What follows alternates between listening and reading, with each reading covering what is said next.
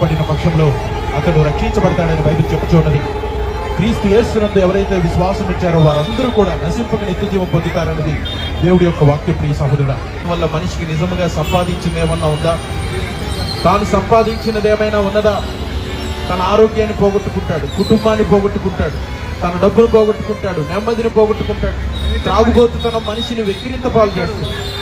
కానీ యేసుక్రీస్తు వారు, ప్రియ సహోదరుడా, ఆయన మేలు చేసే దేవుడు. యేసుక్రీస్తు వారు మానవుడికి మేలు చేసి వారిని బ్రతికిస్తాడని బైబిల్ చెప్పుతూ ఉన్నది. మానవుడు జయించలేని దాన్ని దేవుడు జయిస్తాడు. మానవుడు ఇంతకాలము జయించలేని దాన్ని యేసుక్రీస్తు వారు విడిపించగలడు. ఆయన మా జీవితంలో అనేక విషయాలు చేసిస్తావా, ఇవేవి కూడా నెమ్మదినివ్వ. ప్రియ సహోదరులు, మనుషులు డబ్బుంటే చాలు అనుకుంటారు, కానీ చివరికి ఆ డబ్బు మనిషికి నెమ్మది లేకుండా చేస్తుంది. ఇది వాస్తవ. ప్రియ సహోదరులు, డబ్బు సంపాదించినా కానీ డబ్బును కాపాడుకోవడానికి మనిషి ఎంతో కష్టపడాలి. ప్రియ సహోదరుడా, ఆ డబ్బును తాను అనుభవించలేకుండా మరణిస్తే ఏ ప్రయోజనం ఉండదని బైబిల్ చెప్పుచూడు.